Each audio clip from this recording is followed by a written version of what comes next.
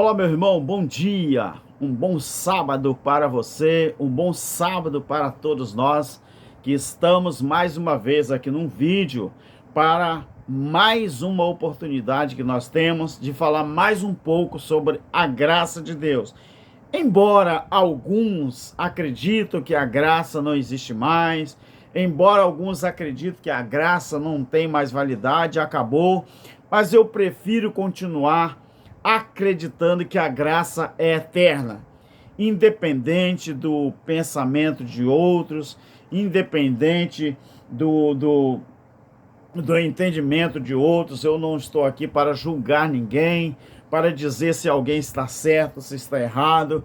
Nós temos o nosso entendimento e é nisso que nós estamos trabalhando. Meu querido, hoje o vídeo eu quero falar sobre o perigo futurista. Você já sabe que aqueles que têm o seu entendimento na linha escatológica futurista são aqueles que ainda acreditam, né, que tudo ainda vai acontecer, né?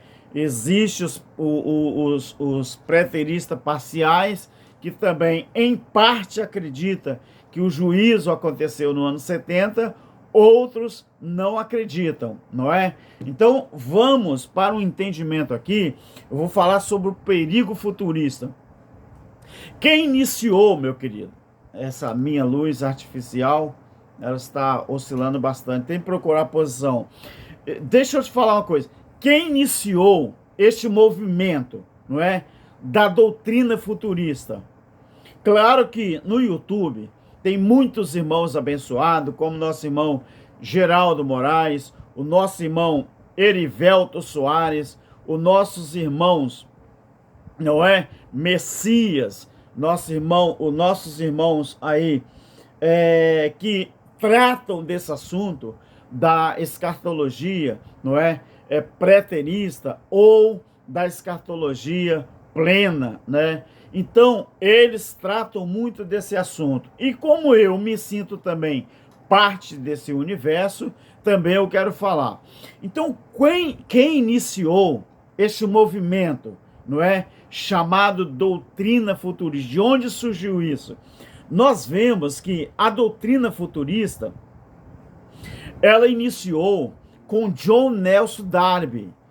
Ele foi um pregador, né? Um pregador que todo mundo sabe que ele era anglo-irlandês, né? Em 1830. E ele foi o pai, né, do moderno dispensacionalismo, né, e do futurismo, né? A teologia do arrebatamento né, tribulacionista. Então, o que acontece? Partindo desse princípio, eu quero chamar você para uma responsabilidade. A doutrina do arrebatamento físico, ela não é bíblica. Ela surgiu após uma experiência de uma pessoa que teve um sonho, que ela estava sendo arrebatada fisicamente, e em 1830, esse John Nelson Darby, ele começou a pregar, ele começou a divulgar a doutrina do arrebatamento físico. Então, o que eu quero te dizer aqui? Eu quero chamar você que você seja muito bem-vindo, né, à família da graça de Deus. Após você ter esse entendimento, eu, como ensinador da graça, meu nome é Alberto Lírio, né, e eu cuido, meus queridos, dessa responsabilidade com muito carinho, com muito respeito aos meus ouvintes. Então, esses ensinamentos, não é? Ele é dedicado a melhorar mais e mais, né, o nosso entendimento com respeito à graça de Deus. E também com isso, nos livrar desse evangelho barato, né, que a tradição religiosa nos enfiou, né, de garganta adentro por muito tempo. Então, muitos são os líderes que estão tentando prejudicar a imagem de algo tão bonito, querido, criado pelo soberano Criador, não é? Para nos fazer livres, para adorá-lo no nosso espírito. Então o que que acontece? Muitos fizeram do evangelho, né, uma prisão. É verdade, querido. Muitos líderes, muitos, vamos dizer assim, pregadores, né, pastores, eles fizeram do evangelho uma prisão, onde muitas pessoas morreram escravizadas, não é, sem saber o real significado da morte e da ressurreição de Jesus de Nazaré. Mas uma coisa importante que eu quero dizer, é muito bom você observar isso. Muitas pessoas pessoas corajosas, sem medo do sistema ou da tradição religiosa, né, estão se levantando para virar esta página, não é? Para virar essa página e também tornar evidente o evangelho verdadeiro, ensinado com coragem, com humildade e também com determinação.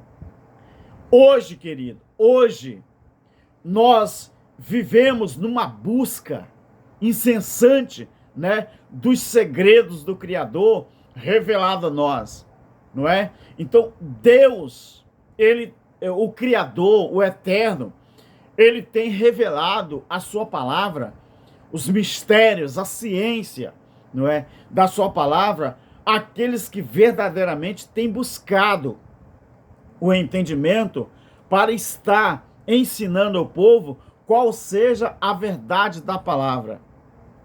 Então, o que eu quero te dizer? Em todos esses anos, uma pergunta, em todos esses anos, qual foi o nosso maior erro? Eu, por exemplo, hoje eu estou com 57 anos, mas eu fui criado desde 6 anos dentro da tradição religiosa, desde 6 anos de idade. Então imagina você. Então durante todos esses anos, quantas vezes, né, eu que lá dentro da tradição religiosa fui consagrado, né, eu acreditava nisso, diácono, auxiliar de trabalho primeiro, depois diácono, presbítero, evangelista. A minha conversão ao qual eu pertencia aqui no estado, por 3 vezes quis me consagrar pastor, mas eu nunca aceitei. Apesar de aceitar as outras consagrações, a de pastor eu nunca aceitei, porque eu sempre tive o meu pé atrás com respeito à palavra que o próprio Yahshua, ele falou: a ninguém na terra você chama de vosso mestre, de vosso guia, de vosso pastor, porque eu sou o único pastor, Então eu ficava com o pé atrás, eu tinha medo. Na verdade, esse medo que eu tinha era temor. Eu tinha temor e tenho ainda. Então eu ficava com o pé atrás. Então, meu querido, os anos se passaram e eu nunca parei de estudar a Bíblia. Eu comecei a estudar a Bíblia desde meus 12 anos de idade, quando eu fui levado no batismo nas águas, né? Que até então eu não sabia que o batismo nas águas era o batismo dos judeus. O batismo do Filho de Deus não é o batismo em água, oblação, que só lava a pessoa por fora. O verdadeiro batismo para os filhos, não é? Ele não precisa você passar pela cerimônia da água. Você passa por uma única experiência, que é Romanos 6. Batismo na morte e na ressurreição. O que é o batismo na morte e na ressurreição? É aquilo que está em 1 João, no capítulo 3, a partir do versículo 14. Também em João, no capítulo 4. O verdadeiro batismo é o que é para aqueles que estão vivendo como filhos de Deus aqui no reino da terra. É você confessar o Eterno como Criador de todas as coisas e confessar Yahshua como seu filho. Você vê que aqui não passa pela tradição da religião, não passa pela tradição religiosa. Então, o nosso maior problema em todos esses anos, qual foi o nosso maior erro? Estudar a Bíblia do jeito que o sistema nos ensinou, do jeito que a tradição nos ensinou. Primeiro, o que a tradição nos ensinou? Em primeiro lugar, o que ela nos ensinou? A tradição. E o que nós aprendemos? Quando nós nos demos conta de que a forma que nós estávamos estudando a Bíblia estava errado, aí a gente começou a ouvir a graça, estudar o preterismo, se humilhar, reconhecer que tudo que a gente tinha aprendido desde criança, nós tínhamos que rever os nossos conceitos. Aí começamos a estudar da forma certa.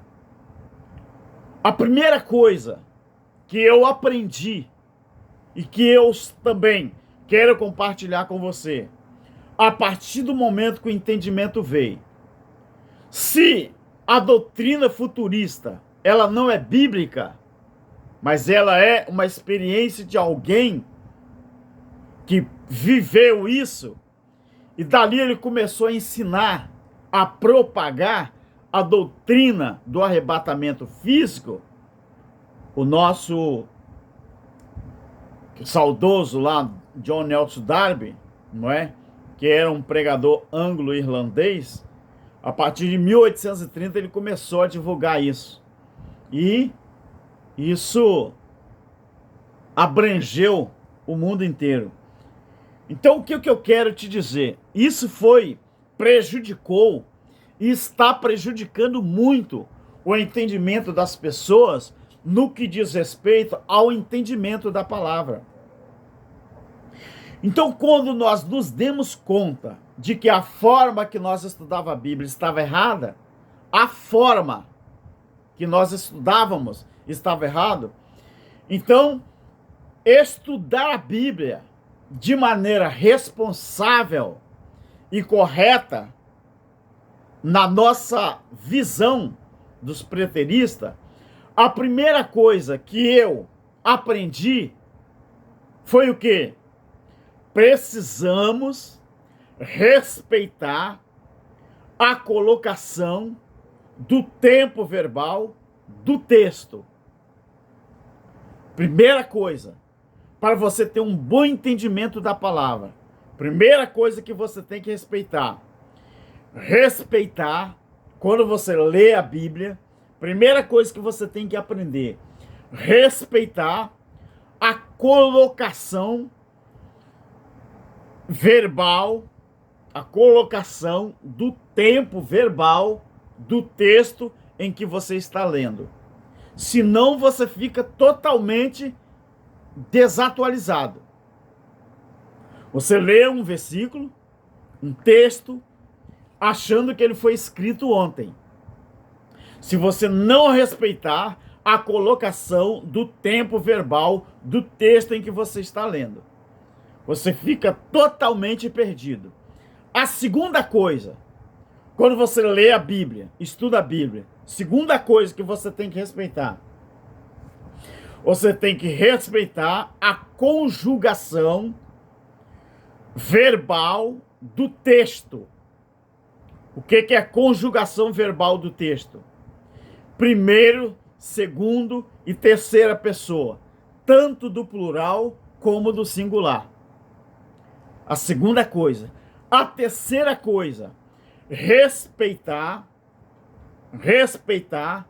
o contexto cultural, social e histórico, remetente e destinatário. Porque senão, você vai ler um texto e fala assim, tá vendo, meu querido, o que o apóstolo Paulo está falando para nós? Não, o apóstolo Paulo não falou para nós.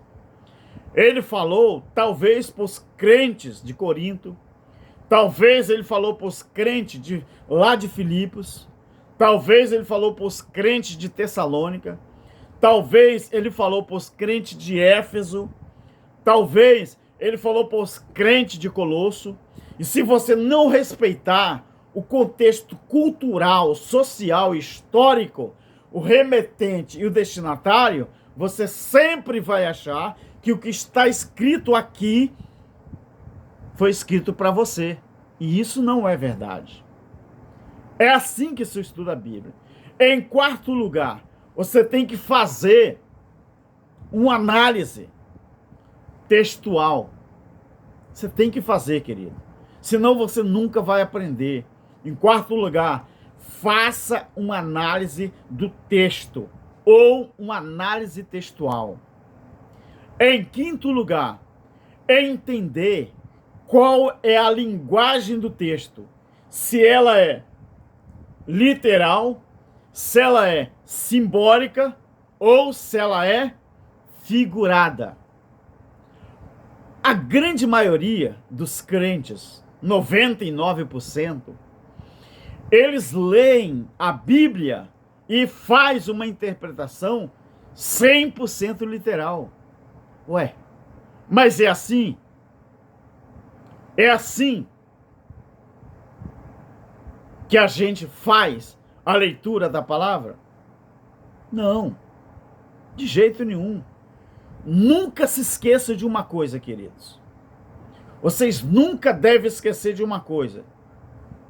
Tirar o texto do contexto é dar pretexto para a nossa própria interpretação. Por exemplo, eu vou citar aqui um versículo. Por exemplo, está escrito lá em Mateus capítulo 3. Assim como Moisés levantou a serpente no deserto, assim importa que o Filho do Homem seja levantado. Imagine eu fazer uma interpretação literal desse texto. Eu vou dizer então que aquela serpente era o próprio Cristo. Mas não era. Era uma figura, era uma simbologia. Assim como Moisés levantou a serpente. Quando Moisés levantou a serpente enrolada em uma haste,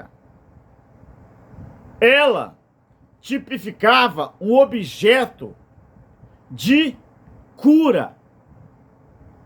As pessoas que olhavam para aquela serpente envolvida em uma haste, com aquela crença, as pessoas ficavam curadas. Mas na tipologia, aquela serpente apontava para Cristo. A serpente era uma tipologia de Cristo? Como assim? Se eu interpretar o texto literal, eu vou entender que aquela serpente era o próprio Cristo. Não. Cristo ali na cruz, ele, Isaías 53, ele não representava nada para quem não queria nada com ele. Ele era o mais desprezível entre os homens. As pessoas olhavam para ele e não via formosura alguma. Deixa eu te falar, quando Jesus estava na cruz, sendo zombado, sendo feito vista grossa, quem deu valor àquele ser que estava na cruz ali? A grande maioria, para a grande maioria, aquele homem não significava nada. Isaías 53. Mas, pelo contrário, para quem acreditava ou acreditou que ele era realmente o Yahshua, o Filho do Eterno, tiveram as suas vidas transformadas. Isso é você entender qual é a linguagem do texto em que você está lendo. Então você nunca se esqueça de uma coisa: tirar o texto do contexto é dar pretexto para a nossa própria interpretação. É muito perigoso colocar verbos na primeira, segunda e terceira pessoa se no texto não está assim. Você entendeu, meu querido? É muito perigoso isso. Você colocar o verbo da primeira, segunda e terceira pessoa, né? Se no texto não está assim. Então você tem que pensar nisso, queridos. Então isso foi o que a tradição religiosa fez com a gente a vida inteira. Foi isso que eles fizeram. Agora chegou o tempo de nós acordarmos. Chegou o tempo. As pessoas estão acordando. Estão entendendo de como se estuda a Bíblia da maneira correta. Por exemplo, eu quero citar aqui para você um outro exemplo. A tradição religiosa, ela inventou Isaías 14 e Ezequiel 28. Esses personagens de Isaías 14 e Ezequiel 28 era o rei de Tiro e o filho dele, o rei e o príncipe. Esse personagem, Lucifer, foi o sistema, foi a tradição religiosa que inventou. E Lucifer não é um nome que se dá a um suposto diabo. Lucifer, a tradução, quer dizer portador de luz. Não existe a palavra Lucifer na Bíblia. Não existe. Então, quem inventou isso tudo foi a tradição religiosa. Então, ou seja, preste atenção, colocaram no texto aquilo que o texto não tem ou não diz. Isaías 14, Ezequiel 28, lá não diz que aquela figura, como caíste do céu, ó estrela da alva, ó estrela da manhã. A tradição religiosa diz que aquilo ali se refere ao diabo, Satanás. Mentira! Aquela profecia está se tratando do rei de Tiro e o filho dele. Ou seja, um era o rei e o outro era o príncipe. Então, isso a gente se dá o nome de factoide. Entendeu, querido? Então, é isso que é perigoso. Você colocar no texto aquilo que não está no texto. Nós chamamos de exegese. Exegese é você arrancar do texto,